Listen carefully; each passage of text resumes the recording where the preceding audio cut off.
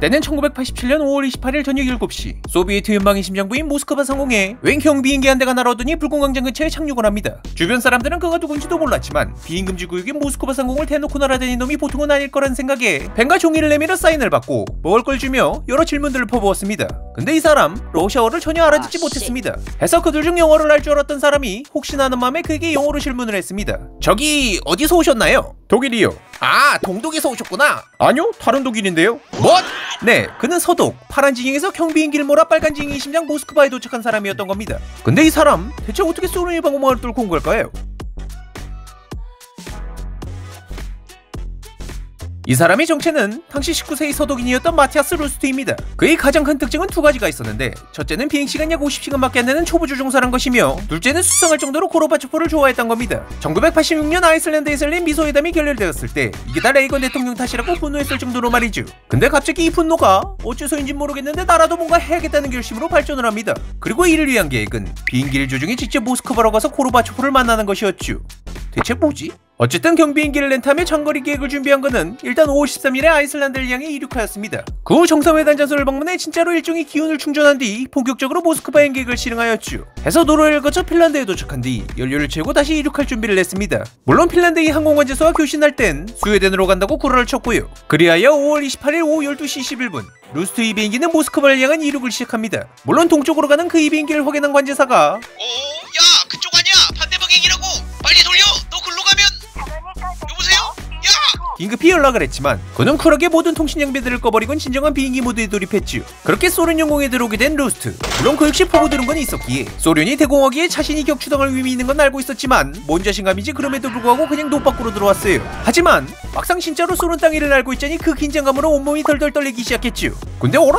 그가 점점 소련 한가운데로 들어가도 아무런 일이 발생하지 않았어요. 뭐 간간히 소련 전투기들이 주변을 지나가긴 했는데 말 그대로 지나치기만 했을 뿐 그 모든 게 너무나 평화로웠습니다. 그렇게 루스트의 긴장은 점점 풀려갔고 이제는 안락하다못해 지루해져가는 비행을 계속 이어나간 결과 드디어 모스크바 상공에 도착하게 됩니다. 원래 그는 크레린공에 착륙하려 했지만 잘못했다간 자신이 은폐당할지도 모른다는 생각이 들어 착륙지를 불공광장으로 바꿨습니다. 번화광장은 차량과 사람들로 인해 굉장히 복잡하였기에 그는 착륙지를 성 바실리 대성당 인근으로 다시 바꿨습니다. 마침 근처의 다리가 평평하고 날개에 걸릴만한 구조물도 없었기에 이를 활주로 삼아 안전하게 착륙하였죠. 그의 무모했던 계획이 너무나 쉽게 성공해버린 겁니다. 에이 뭐야, 소련 방공망이 어쩌고 하더니 실제로 뭐 별거 없네. 하지만 루스는 몰랐습니다. 그가 소련 영공에 진입해 모스크바에 착륙할 때까지 인생이 모두 눈을 다 써버렸다는 걸 말이죠.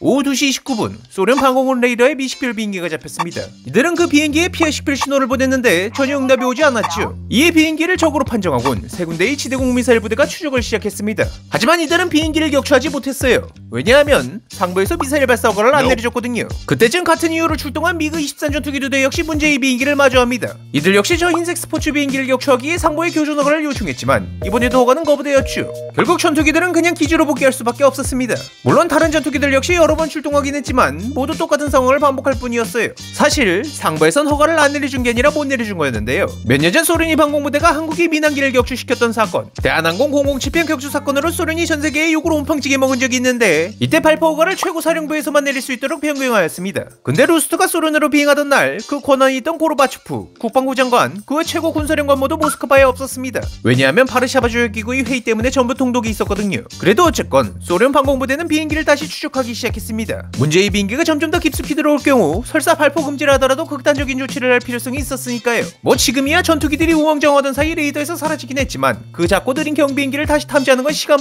문제였어야 했는데 어라? 탐지가 안 됩니다. 이건 대체 또 무슨 일일까요? 방공부대가 다시 추적을 시작할 당시 루스트의 비행기는 포스코프 근처를 지나고 있었습니다. 그때 지역의 레이더 통제관이 적대적으로 인식된 한 비행기를 탐지하게 되죠. 근데 이걸 확인한 통제관은 어휴, 내가 미쳐, 이 띨띨이 새끼들 또 안 바꿨네. 그의 신호를 우호 상태로 바꿔줍니다. 이게 뭔 상황이냐? 당시에 마침 지역 근처의 항공연대가 비행 중인 상태였거든요. 근데 이곳엔 초보 조종사들이 많아서 피아식별 설정하는 걸 자주 잊어먹었다고 합니다. 때문에 지역 레이더 통제관이 그런 기체가 보일 때마다 그냥 자기가 신호를 바꿔주곤 했는데 있었는데 러스트의 비행기도 그런 띨빵한 녀석들 중 하나라고 생각한 거죠. 그렇게 기적같은 타이밍으로 잠시 항공모델을 따돌린 루스트. 하지만 푸스코프를 벗어나며 다시 위험에 노출된 상태로 돌아갑니다. 근데 진짜로 그 말도 안 되는 타이밍이 또 발생합니다. 이번에 그는 토르조크 근처를 지나고 있었는데 여긴 전날 공중에서 군용기가 충돌한 사건 때문에 수색 구조 작전이 벌어지고 있었어요. 이 때문에 지역에 항공기들이 많이 모여 있었는데 하필 낮고 느리게 비행하는 루스트의 비행기가 이 수색 작전에 참여한 헬리콥터 중 한 대로 오인데 아군 식별을 받은 겁니다. 그렇게 모든 위기들을 무사히 넘긴 루스트는 드디어 모스크바 상공에 도착하게 됩니다. 하지만 당연히 방공 무대는 모스크바에도 존재했죠.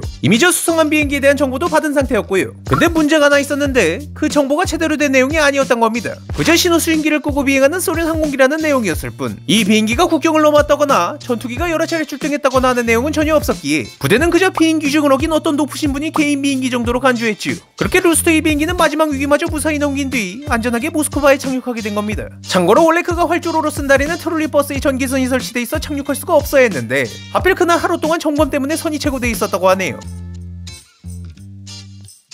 이후 러스트는 KGB에게 체포되어 조사를 받았습니다. 이들은 꼴랑 경비행기로 소련이 방공망을 뚫고 오는 게 말이 안 된다고 생각해 그를 스파이로 의심했지만 조사를 통해 진상이 밝혀지자 요원들 모두 그의 엄청난 운에 감탄했다고 합니다. 하지만 결국 러스트는 항공법 위반, 국경침범, 폭력행위 등의 혐의로 재판을 받아 4년형을 선고받게 됩니다. 그래도 얼마 뒤 미국과 소련이 중거리 핵전력 조약이 체결되며 서방에 대한 친선의 표시로 1년 만에 석방해줬다고 하네요. 참고로 이 사건이 소련군이 평판을 돌이킬 수 없을 정도로 엄청 깎아먹었다고 하는데 아이러니하게도 고르바초프에겐 꽤나 도움이 되었다고 합니다. 왜냐하면 이걸 핑계로 자신이 계획에 반대하던 사람들을 몽땅 해임해버렸거든요. 뭐 의도했던 것과는 달랐겠지만 어찌됐건 루스트는 결국 고르바초프에게 도움이 되긴 했네요.